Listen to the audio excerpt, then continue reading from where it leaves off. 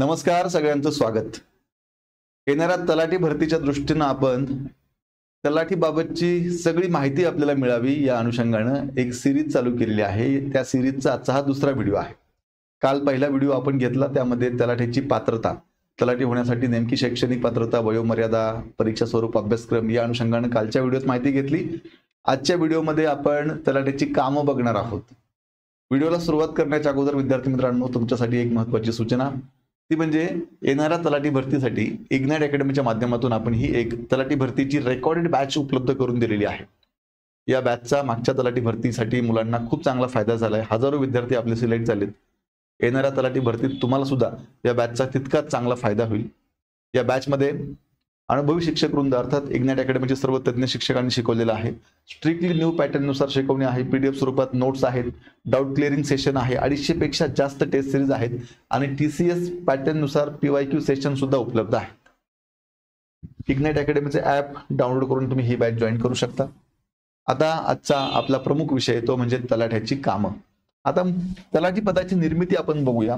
महाराष्ट्र जमीन महसूल अधिनियम 1966च्या कलम 7(3) नुसार या तलाठी पदाची निर्मिती झालेली आहे. याच्यावरती खूप वेळा प्रश्न विचारलाय की तलाठी पदाची निर्मिती कोणत्या कायद्याने झाली.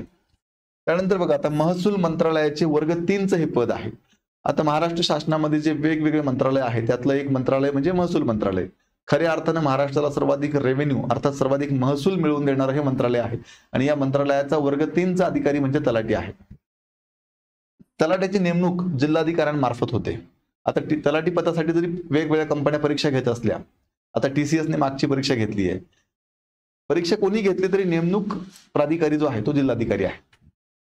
ग्रामपंचायत आणि तहसील यांना जोडणारा दुवा म्हणून तलाठी काम करतो. तलाठी कार्यालयाला साजा किंवा सज्जा किंवा चावडी असं म्हणतात. जनरली सज्जा असंच म्हणतो आपण. 1 ते 4 गावांची मिळूनही एक सज्जा होते. गाव मोठं असेल तर त्या गावाला एक तलाठी असतो. छोटी छोटी गावं असतील तर 2 किंवा 3 गावं मिळून एक सज्जा बनतो आणि तिथे एक तलाठी असतो. म्हणजे त्या एका तलाठ्याकडे 2 ते 3 गावांची जबाबदारी असते. तलाठ्यांच्या कामकाजाचे महसुली वर्ष जे आहे ते 1 ऑगस्ट ते 31 जुलै, ज्याला आपण इकॉनॉमिक इयर म्हणतो, महसुली वर्ष म्हणतो, ते महसुली वर्ष तलाठ्यांचं 1 ऑगस्टला चालू होतं, 31 जुलैला संपतं. महाराष्ट्र जमीन महसूल अधिनियम 1966 खंड 4 मध्ये तलाठ्यांची कार्य व कर्तव्य याबाबत माहिती दिलेली आहे. आता शेतकऱ्यांना जमिनीचा सातबारा देणं. आता सातबाऱ्याच्या दृष्टीनं ज्याचा अत्यंत जवळचा संबंध येतो तो म्हणजे तलाठी आहे.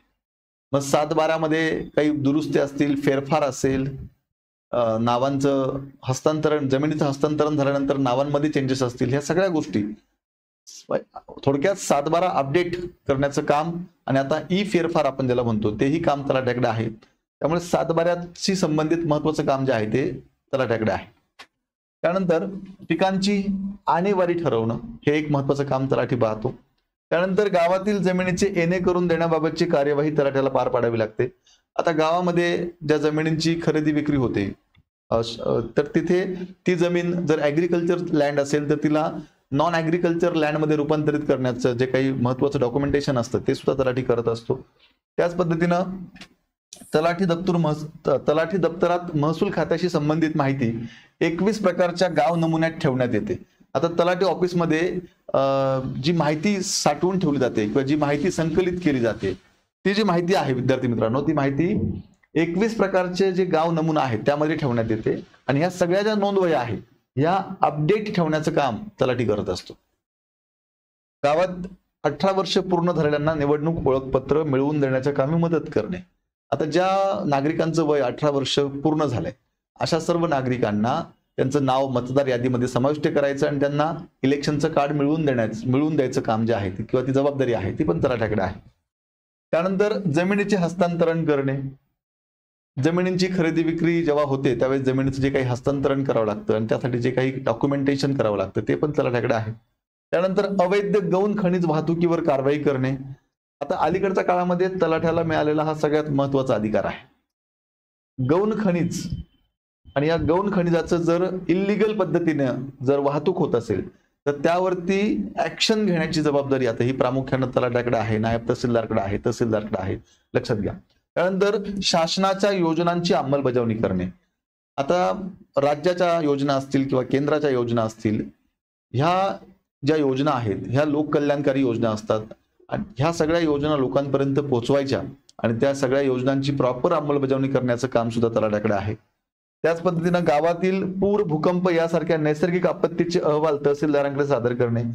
आता पूर आला असेल किंवा गावामध्ये भूकंप झाला असेल आणि त्यामुळे गावात अनेक लोकांचं, शेतीचं, घराचं नुकसान झालेलं असेल, तर अशा केसमध्ये पंचनामा करून सगळी जी माहिती आहे ती त्यांना तहसीलदारकडे सबमिट करायची आहे. मग त्यानंतर मग लोकांना मदत सुद्धा मिळते शासनाकडून. कायदा आणि सुव्यवस्था.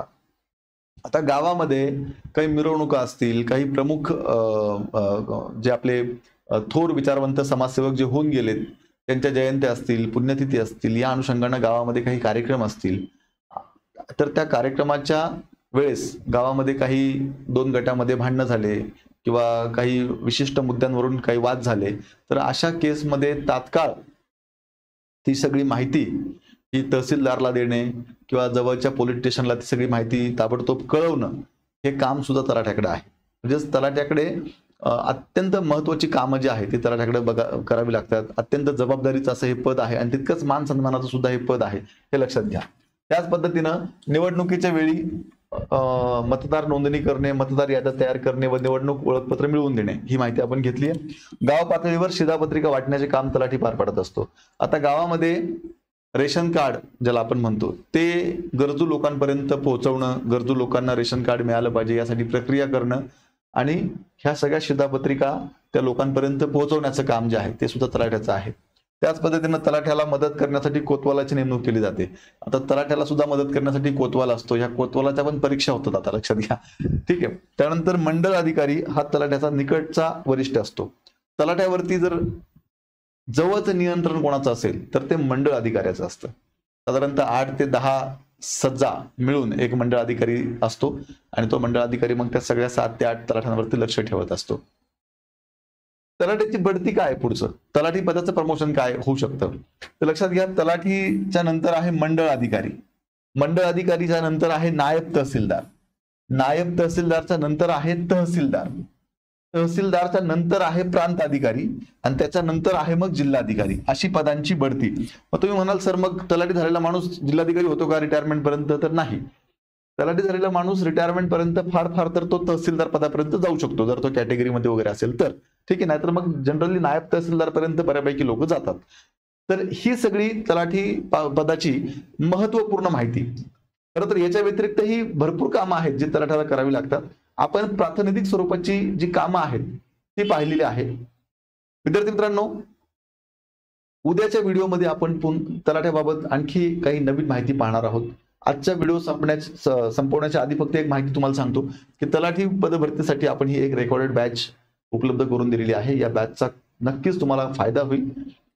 तलाठी पदाचे पेपर कधी होणार किंवा जाहिरात कधी येणार, तर अजून साधारणतः 4 ते 5 महिने लागू शकतात.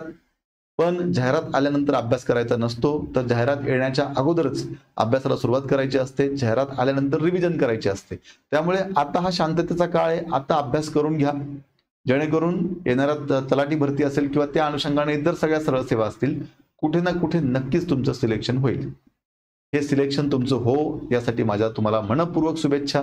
तुमच्या मनात काही प्रश्न असतील तर 88 25 61 17 या नंबरला संपर्क करा आणि अशाच प्रकारे तलाठी भरती सहित इतर सर्व एक्झामचे नवीन नवीन अपडेट्स जाणून घेण्यासाठी आत्ताच इग्नाइट अकॅडमीचं हे YouTube चॅनल सबस्क्राईब करा.